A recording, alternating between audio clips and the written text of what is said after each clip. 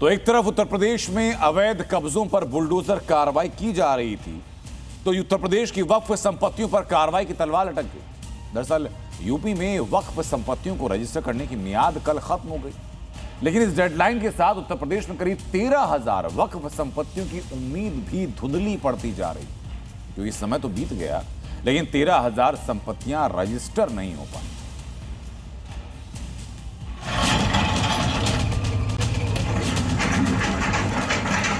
वक्फ के नाम पर लाखों एकड़ लैंड कब्जे की गई है।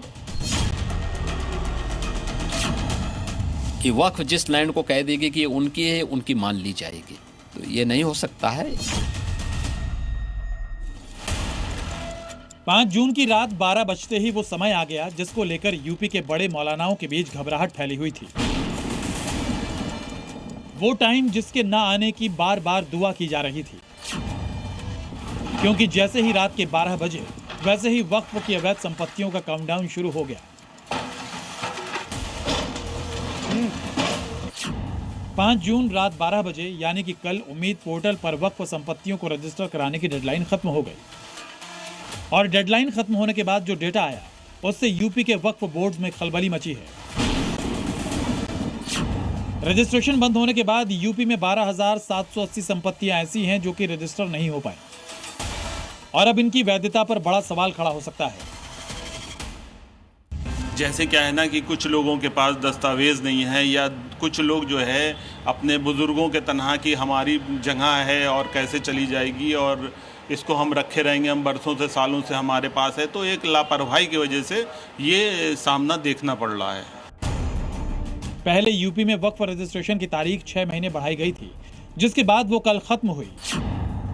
अब जबकि डेडलाइन खत्म हो गई तो मुतव्वली इसे बढ़ाने की मांग कर रहे हैं। रजिस्ट्रेशन हो गया है लेकिन अभी पूरी तरीके से नहीं हुआ है, हमें और टाइम चाहिए होगा।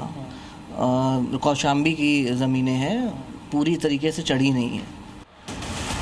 देश में सबसे ज्यादा वक्फ संपत्तियां अगर किसी एक वक्फ बोर्ड के पास है तो वो है यूपी सुन्नी सेंट्रल वक्फ बोर्ड। यूपी में सुन्नी वक्फ के पास 1,26,000 संपत्तियां हैं, तो वहीं शिया सेंट्रल वक्फ में पंजीकृत 7,785 संपत्तियां हैं।